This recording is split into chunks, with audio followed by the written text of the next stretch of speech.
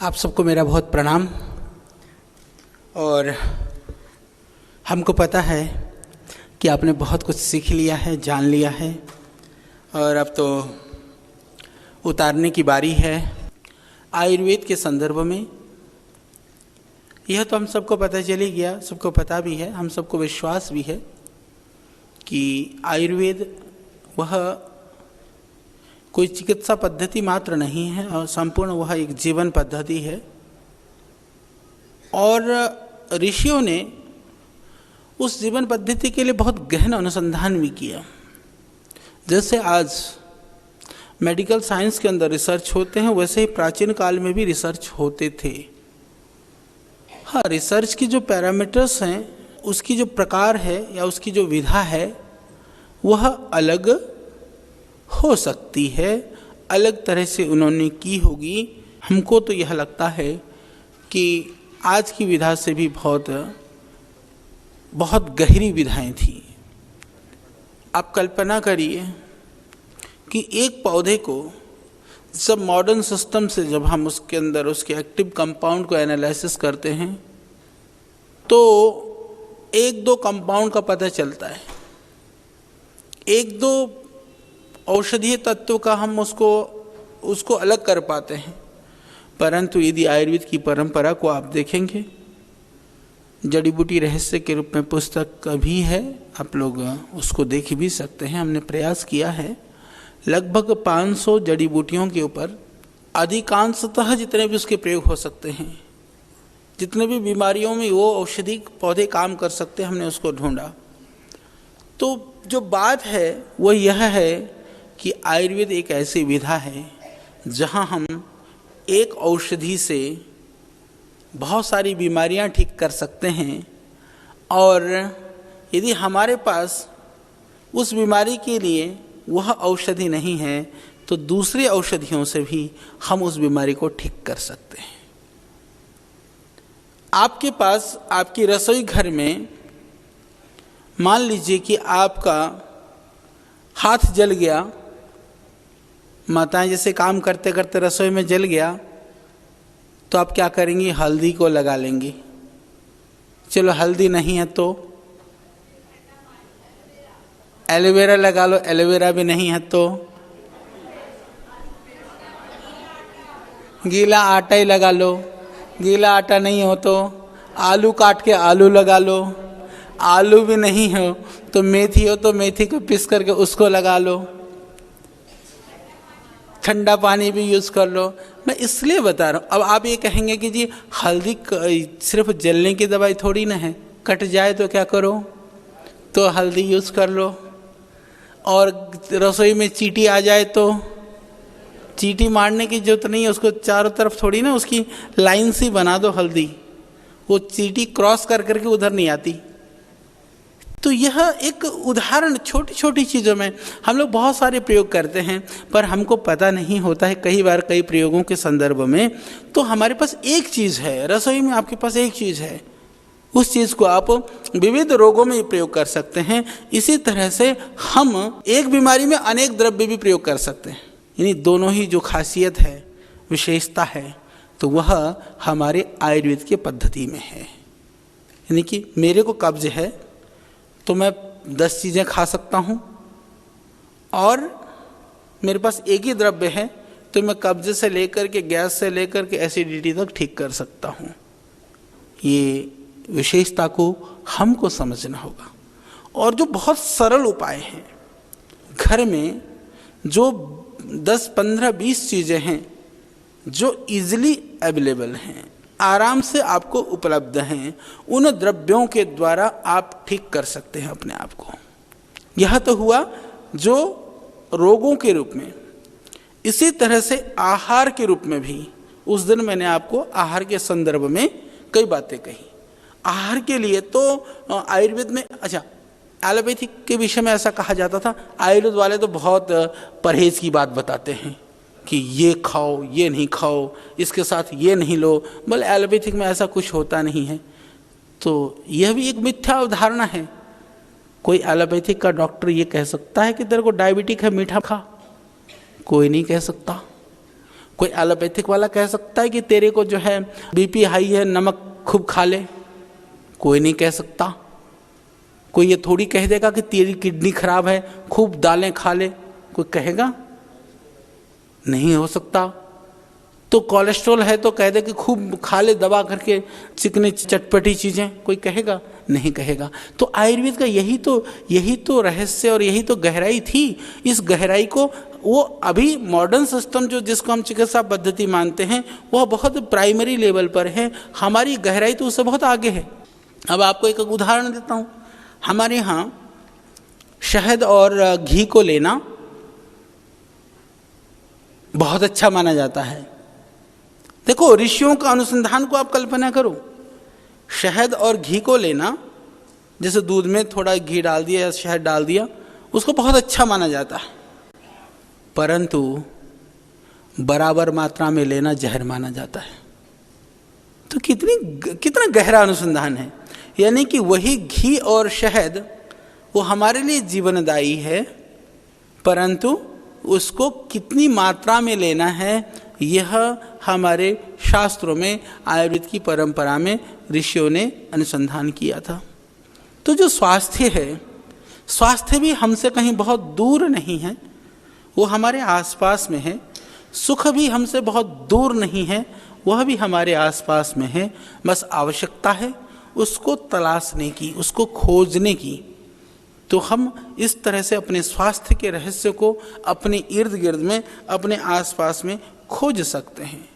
इसीलिए आयुर्वेद के ग्रंथों में बहुत जगह पर ये एक बहुत प्रसिद्ध उक्ति है। जैसे मैंने आपको बोला था कि आप लोगों ने जो आयुर्वेद सिद्धांत रहस्य पुस्तक के अंदर भी ये दिया हुआ मैंने कि पथ्य सती गदार्थस्य किमौषध निषेवणी, पथ्य सती गदार्थस्य किमौषध निषेवणी, कि यदि हमने पथ्य कर लिया, आहार विहार का बहुत ध्यान रखा, तो दवाई की आवश्यकता लगभग नहीं पड़ेगी।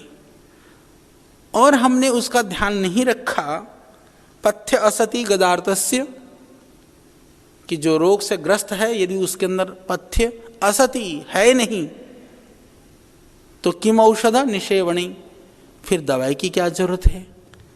यानी कि कोई बीमार है, वो अंड शंड खाता रहेगा तो कभी ठीक हो नहीं सकता। यदि वो बीमार नहीं है, मतलब वो खाने पीने में बहुत सावधान रहता है, इसका मतलब फिर वो बीमार नहीं हो सकता। इसका अर्थ यह भी हम कह सकते हैं, इस दुनिया में जितने भी बीमारियां हैं उनका प्रमुख कारण हमारा आहार है, हमारा भोजन है। तो इसलिए इस पर हम ज़्यादा जोर दें। यदि हमारी रसोई घर ठीक हो जाए तो समझिए कि हम बहुत सारे रोगों से बच सकते हैं। इसलिए महर्षि स्वामी दयानंद ने एक बहुत गहरी बात कही थी। उन्होंने कहा था कि सभी माताओं और बहनों को, क्योंकि रसोई अधिकांशतः माताएं बहनें संभालती हैं, आजकल कुछ दयालु पुरुष हैं वो थोड़ा थोड़ा हाथ सहयोग करते हैं तो अच्छी बात है। तो उसमें सामान्य ज्ञान आपको होना जरूरी है। ये दादी नानी के नुस्खे, ये हमारी परंपरा की हमारी विशेषताएं थी। वो अनायास बिना किसी मेडिकल शास्त्र को पढ़े हुए बिना हमको बहुत सारे मेडिसिन का पता होता था। तो यह एक हमारी विशेषता थी। यही आयुर्वेद को जीवन में एक तरह से हम कहें कि उसी को ही जीवन शैली इसलिए कहा जाता है। और आगे इसी बात को इस तरह से कहा है, विनापि भेषजैर व्याधि ही पथ्यादेव निवर्तते, न तो पथ्य विहीनस्य भेषजानाम शतैरपि,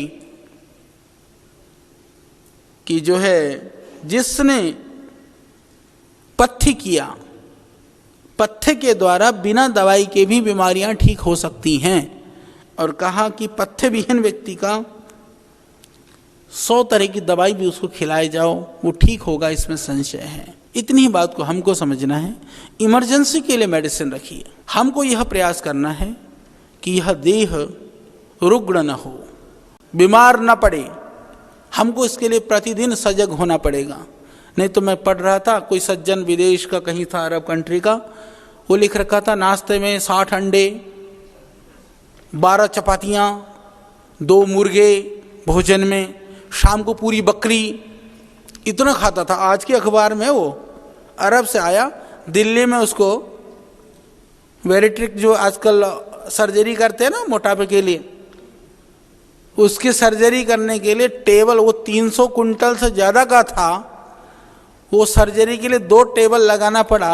जब पेट चीरा तो पता चला कि 1 फुट तो चर्बी की लेयर है, उसकी अंतड़ियाँ ढूंढनी पड़ी। हालांकि सर्जरी कर दिया गया और जाने के लिए भी 3 सीटें बुक की गई उसके लिए ना, फ्लाइट की ना। अरे भाई 3 कुंटल है तो 3 आदमी की जगह तो घेरेगा ही वो।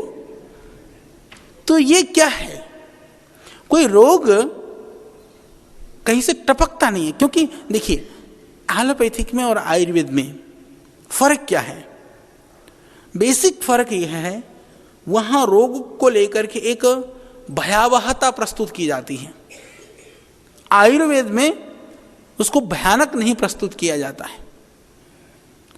आयुर्वेद भयमुक्त करता है।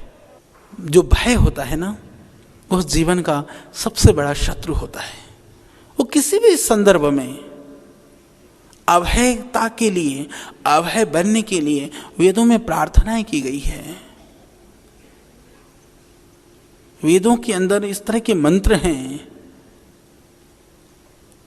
मित्र से भी अभय हो, अमित्र से भी अभय हो, नक्त से भी, रात से भी अभय हो, दिवा से भी अभय हो, और सर्वत्र जो है मेरे मित्र हों।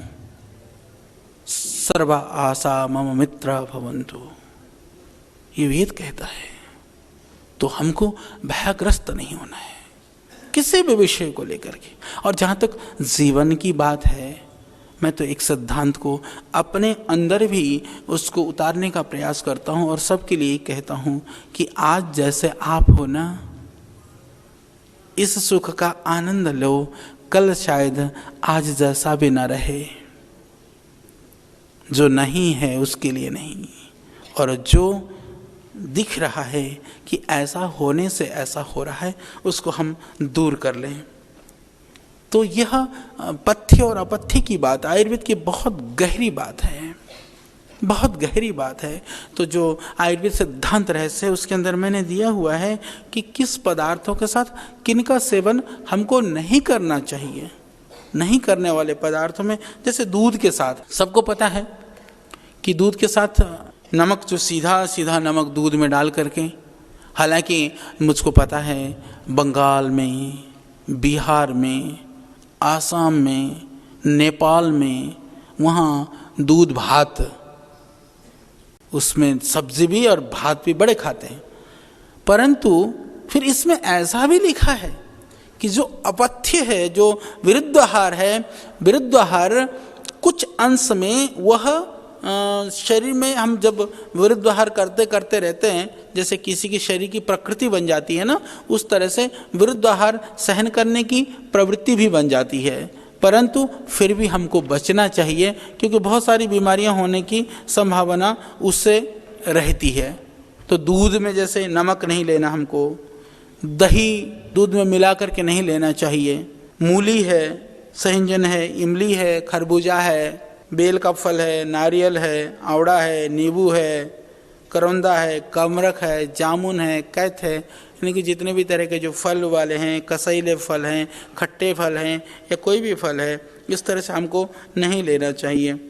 और इसी तरह से मांस या मछली वगैरह का सेवन भी, जो मांसाहारी हैं उनको भी वो दूध वैसे तो लेना ही नहीं चाहिए मांस, वो क्यों मनुष्य का आहार नहीं है।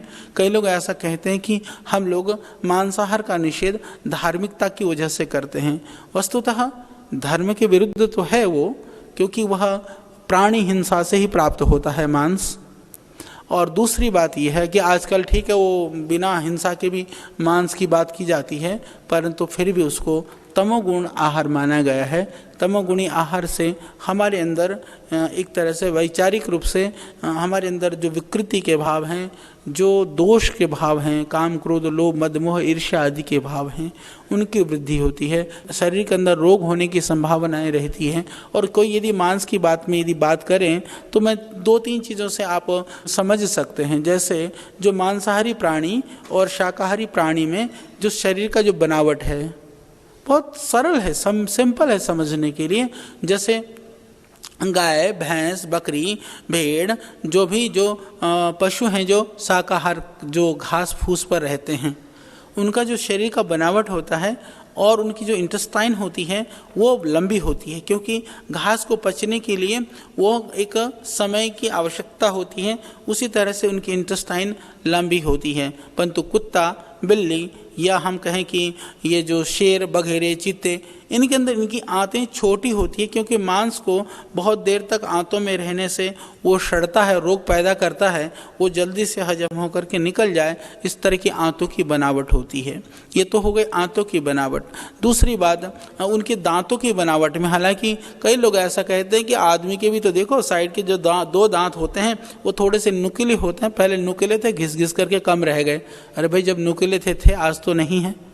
कई लोग ये उदाहरण देते हैं, उचित नहीं है, पर इससे बड़ा उदाहरण है कि जो मांसाहारी जितने भी जानवर होते हैं वो पानी जो है वो जीभ से पीते हैं, बाकी लोग मुंह से पानी पीते हैं। यह एक बहुत बड़ा उदाहरण है। तो हम जीभ से पानी तो नहीं पीते हैं, ऐसा कर करके तो पानी को नहीं वो करा जाता है। तो इसलिए मांसाहार हमारे अनुकूल है ही नहीं। इसके अतिरिक्त जो नाखून है, क्योंकि जितने भी जो मांसाहारी जानवर हैं उनको मांस प्राप्ति के लिए या मांस को तोड़ने के हिसाब से वो जो है नाखूनों की जो आकृतियां हैं वह एक अलग नुकीले नाखून होते हैं। तो इन चीज़ों को देखने से यह स्पष्ट पता चलता है कि मांस हमारा आहार नहीं है। अच्छा, दूसरी बात यह भी है कि कई लोग कहते हैं कि नहीं, यदि मांस न खाया जाए तो बोले ये जानवर इतने सारे बढ़ जाएंगे, और फिर बोला इतने अनाज भी पैदा नहीं होता। अच्छा, लोगों को समझ में नहीं आता, वो कहते थे। फिर बोला तो अनाज का टोटा पड़ जाएगा। यदि मांस खाना बंद कर दें आदमी तो बोले फिर अनाज तो कम हो जाएगा, सबके लिए पूरा भी नहीं होगा। उनको मैं ये कहना चाहता हूँ कि 1 किलो मांस पैदा करने के लिए 3 किलो से 5 किलो अनाज की आवश्यकता होती है। 1 किलो जो आपको मांस मिलता है वह 3 किलो से 5 किलो अन्न के द्वारा पैदा होता है। अब ये जो सारे जानवर जो पालतू किए जाते हैं, आप देख लेना कि वह कितने दिन में कितना किलो मांस होता है, जितना किलो मांस होने तक वो कितना किलो अन्न खा जाता है। ये दुनिया का रिकॉर्ड है। और उसके बाद जो ग्लोबल वार्मिंग वगैरह की जो समस्याएं हैं, और इससे भी बड़ी बात हमारे शास्त्रों में तो ये कहा गया कि जब हम पशु को मारते हैं ना, उसके अंदर से इस तरह की एक औरा निकलती है, इस तरह की आह निकलती है। जैसे कहते हैं ना, हमारे यहाँ परंपरा में कहा जाता है कि किसी की आह मत लेना, तो वो चीज़ निकलती है। तो वह तो इस पूरे वातावरण को प्रदूषित कर देती है, यहाँ पर तनाव में युक्त कर देती हैं। तो ये सारी चीज़ ये तो अलग है। और जो उसके शरीर में से जो जहरीले, ये कोई ज़रूरी थोड़ी है कि जितना भी पैरामीटर्स बने हुए हैं, जितना भी आज जो एक्टिव चीज़ों को मैपिंग की जाती है, उसके अतिरिक्त तो कोई तत्व नहीं है। बहुत सारे ऐसे तत्व हैं जिनको मापा नहीं जा सकता है। तो इसी तरह से सुख को नहीं माप सकते आप, दुख को नहीं माप सकते हैं, तो आह को भी नहीं माप सकते हैं। पर वो मांस खाएंगे तो वो हमारे आपके शरीर में रहेगा, तो वह कभी भी आपको सुख शांति कभी नहीं देगा, वो कहीं ना कहीं आपको बेचैनी ही पैदा करेगा। इसलिए हमको उससे बचना चाहिए, आहार के संदर्भ में इसलिए हमको बचना चाहिए। तो ये जो है ये एक सामान्य बात है, मैंने आपको आहार के संदर्भ में समझाने का प्रयास कर रहा हूँ। फिर इसी तरह दही के साथ में, दूध के साथ तो मैंने आपको बताया, दूध के साथ दही नहीं लेना, तो दही के साथ दूध भी नहीं लेना। परंतु खीर वगैरह भी या रायता वगैरह भी, होता क्या है हमारे यहाँ बहुत सारे हिंदुस्तान में प्रायः ऐसा देखा जाता है कि भोजन पकाते समय हम लोग क्या करते हैं कि जैसे कोई पर्व है, त्यौहार है, हमने खीर भी बना ली, मेरी माता बहनें खीर भी बना लेती हैं और रायता भी बना लेती हैं। रायता और खीर का मेल नहीं है।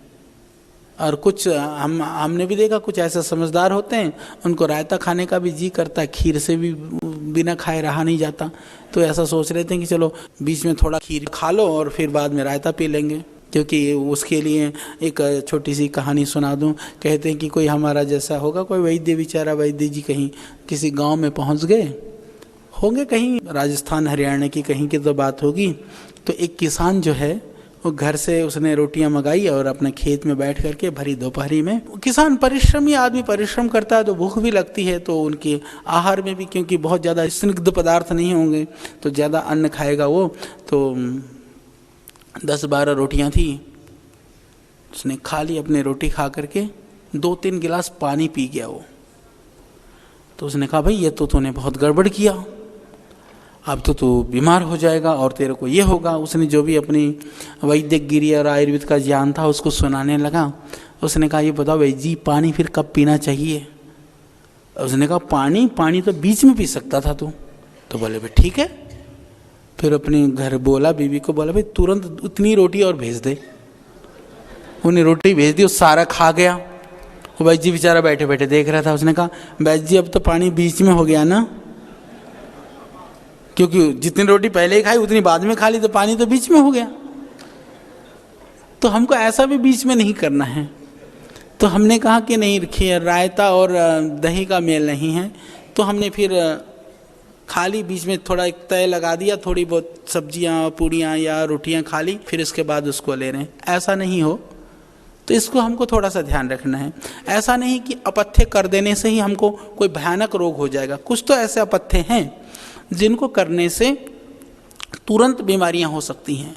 कुछ ऐसे अपथ्य हैं थोड़े लंबे समय तक करने से, जैसे एक किसी ने सिगरेट पी लिए तो एक बार पीते ही तो उसको कैंसर नहीं हो जाता है ना, पर लंबे समय तक करने पर होने की संभावना बहुत रहती है। तो इसी तरह से जो अपथ्य की कुछ स्थितियां ऐसी भी हैं जहां पर हमारे शरीर पर भी निर्भर है कि जो कोई रोगी है, मान लीजिए कोई डायबिटिक है तो वो मीठा खाते तो शुगर बढ़ जाएगी, जो नहीं है उसको खाने से भी नहीं बढ़ेगा। इसी तरह से हमको सावधानी पूर्ण ढंग से चलना जरूरी है, क्योंकि कभी कभी लोग ऐसा सोचते हैं। और जो व्यायाम करते हैं, प्राणायाम योगासन करते हैं, वो थोड़ा बहुत अपथ्य भी करने पर इतना उनकी हानि नहीं होती, ये भी समझिए। क्योंकि ऐसा नहीं कि अपथ्य की बात करते एकदम हम फिर उसको लेकर के भी भयभीत हो जाएं। भयभीत नहीं होना है यहाँ पर हमको थोड़ा सा सावधान होना है। हम सावधानी कर रहे हैं आपको कि आप थोड़ा सा सावधानी बरतें, इसकी आवश्यकता है। इसी तरह से दही के साथ में जैसे मैंने आपको बताया रायता और खीर, भाई रायता और खीर तो नहीं सेवन करना है, पर इसमें एक हम और गलती करते हैं। हम लोग प्रायः मैंने देखा हम लोग खीरे का रायता आयुर्वेद के अनुसार वो विरुद्ध आहार कहलाता है। आप रायता लेना है, आप बूंदी का रायता ले लीजिए, लौकी का रायता ले लीजिए, बहुत सारे द्रव्य हैं उनका आप रायता बनाइए, पर आप खीरे का रायता मत बनाइए। जो खीरा है वह दधि त्रपूषम प्रत्यक्ष ज्वरः ऐसा आयुर्वेद में है। और हमने देखा भी, जिसको थोड़ी सी सर्दी की शिकायत हो, साइनस की प्रॉब्लम हो, यदि वो खीरे को दही के साथ या खीरे के रायता को ले लें, तुरंत बुखार होने की संभावना रहती है। एकदम बुखार हो जाएगा, एकदम ठंड लग जाएगी।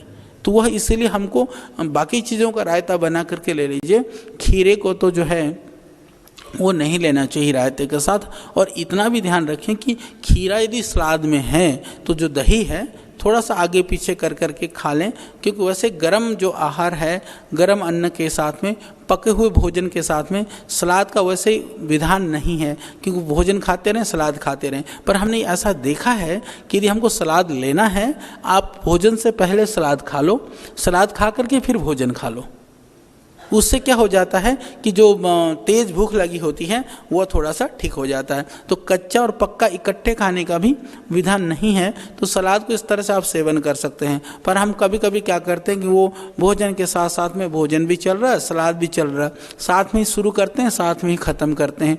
यह उचित नहीं है। तो इस तरह से हम उसको ले सकते हैं। भोजन के विषय में थोड़ा सा फिर खीर के साथ में जैसे हालांकि कम मिलता है, परंतु जैसे खीर के साथ हो तो कटहल की सब्जी, यदि खीर बनी हुई हो तो कटहल की सब्जी ना ले। कच्चा कटहल या पक्का कटहल दोनों ही जो है वह नुकसान करता है, क्योंकि कुछ साउथ इंडिया में और हम बंगाल वगैरह के साइड में वो पका हुआ कटहल को भी खाया जाता है। इधर तो बड़ा लोगों को अटपटा लगता है कि कटहल को वैसे भी खाया जाता है यदि कहा जाए तो भी, तो परंतु उसको सब्जी के रूप में भी, कच्चा जो कटहल होता है उसमें आयुर्वेद के हिसाब से वो दूध या खीर के साथ नहीं लेना चाहिए। और इसी तरह से खीर के साथ में सिरका वगैरह जिसको विनेगर बोलते हैं, इस तरह की चीज़ें भी, खीर है तो हमको नहीं लेना चाहिए। शहद बहुत गुणकारी होता है, परंतु ये ध्यान रखना है हमको कि शहद को गर्म, मैंने उस दिन भी बोला था कि बहुत गर्म शहद, यानी कि आपको किसी भी पदार्थ में डालना है, दूध में भी शहद ले सकते हैं आप, बाकी चीज़ों में भी ले सकते हैं, परंतु वह पीने युक्त होना चाहिए। पीने युक्त होने पर ही आप उसको डाल करके लें, ऐसा नहीं कि बहुत तेज़ गर्म में न डालें, इसका ध्यान रख लें, ये बहुत ज़रूरी है। और जैसे घी की कोई चीज़ ली हो आपने, या तेल वाली तली हुई कोई भी चीज़ खाई हो, कई बार ऐसा होता है कि तली हुई चीज़ें खा करके या घी वगैरह की चीज़ें ले करके आदमी तुरंत ठंडा पानी पी लेता है। ठंडा पानी पीने से तुरंत गला बैठ जाएगा। पूरी कचौरियाँ खा ली, आपने ठंडे पानी पी लिया, नहीं, आपको ठंडा पानी नहीं पीना है उस समय पर, आपको रुक करके पानी पीना है। उसे भोजन के साथ ऐसा कहा गया है कि शुष्क भोजन हो जिसमें तरी युक्त सब्जी वगैरह ना हो तो घूंट घूंट थोड़ा पानी पी सकते हैं, या जैसे बहुत गर्मी है, गर्मी में बहुत प्यास लगती है तो बीच बीच में थोड़ा पानी पी सकते हैं, नहीं तो भोजन के समय पर हमको पानी नहीं पीना चाहिए। और भोजन के आधा घंटे के बाद में गर्मी हो तो, सर्दी हो तो और भी पौने घंटा, लगभग आधे घंटे में, क्योंकि जब भोजन और जल इकट्ठा हो जाता है वो पाचन होने में परेशानी पैदा करता है, क्योंकि जल तो पहला चला जाएगा आंतों में, जहाँ जहाँ छिद्र होगा पानी निकल जाएगा, आहार धीरे धीरे पचेगा, तो भोजन को पचने में, जैसे आप समझिए कि जो अग्नि है, अग्नि में पानी डाल दें तो उसमें कोई चीज़ आप रखोगे तो पकेगा नहीं। इसको बिल्कुल सिंपल भाषा में आप समझिए, बहुत सामान्य सी बात है कि जैसे हमने कोई बर्तन रसोई में पकाने के लिए हमने ऊपर रख दिया, कोई पदार्थ हमने डाला पकने के लिए और उस आग में हमने पानी डाल दिया तो पकेगा नहीं हुआ। तो इसी तरह से यदि जल के साथ भोजन को लेते हैं उससे जठराग्नि मंद होती है, इसीलिए वह भोजन पचेगा नहीं, क्योंकि पकेगा नहीं तो पचेगा नहीं, नहीं पचेगा तो इंडाइजेशन होगा, गैस्ट्रिक ट्रबल होगी, एसिडिटी बनने लगेगी, और ज़्यादातर जो बीमारियां होती हैं वो इंडाइजेशन से ही शुरू होती हैं। सबसे पहले हमारा पेट खराब होता है, किसी को दस्त लगने शुरू होते हैं, किसी को कब्ज होना शुरू होता है, किसी को एसिडिटी बनती है, फिर उसके बाद पाइल्स होगा, पाइल्स होने के बाद किसी को बहुत ज़्यादा जलन वगैरह शुरू होगी, किसी को फिर अल्सर हो जाएगा, किसी को फिर हार्ट की प्रॉब्लम हो जाएगी, किसी को डायबिटीज़ हो जाएगा, वहीं से शुरू होती हैं बीमारियाँ। तो उस मूल को रोकने का उपाय यही है कि आप भरसक प्रयास करिए कि आपका पेट ठीक रहे। जैसे आपको बहुत कब्ज है तो आप कम आहार लीजिए, कुछ भी ना मिले तो पपीता खा लो, फलों में अमरूद खा लो, पपीते से अच्छा पेट साफ़ हो जाता है, अमरूद से साफ़ हो जाता है। रात को त्रिफला ले लो, वो भी नहीं है तो मुनक्का सब जगह मिल जाता है, 20-25 मुनक्के को दूध में उबाल करके ले लीजिए, उससे पेट साफ़ हो जाएगा। तो बहुत सारी चीज़ें हैं, एक एक छोटी छोटी चीज़ों के लिए आप उनको कोई दवाई पर निर्भर रहने की ज़रूरत नहीं है, या कुछ इस तरह की चीज़ें की ज़रूरत नहीं है। हरड़ है, हरड़ को भून लीजिए, उसको पाउडर कर लीजिए, नहीं तो हरिता की चूर्ण मिलता है, पतंजलि का दिव्य चूर्ण मिलता है, त्रिफला चूर्ण मिलता है, अमल की चूर्ण मिलता है, हरड़ का हरिता की चूर्ण मिलता है। हम इन चूर्णों को भी ले सकते हैं, इसबगोल भी ले सकते हैं, क्योंकि इसबगोल को भी वो थोड़ा सा गुणवाही, जैसे जिनको थोड़ा दस्त लग रहे हों, दही में या मट्ठे में इसबगोल लेने से दस्त बंद हो जाते हैं, सबको पता है, और दूध के साथ इसबगोल डाल करके ले लेने से जिसको कब्ज है उसमें लाभ होता है।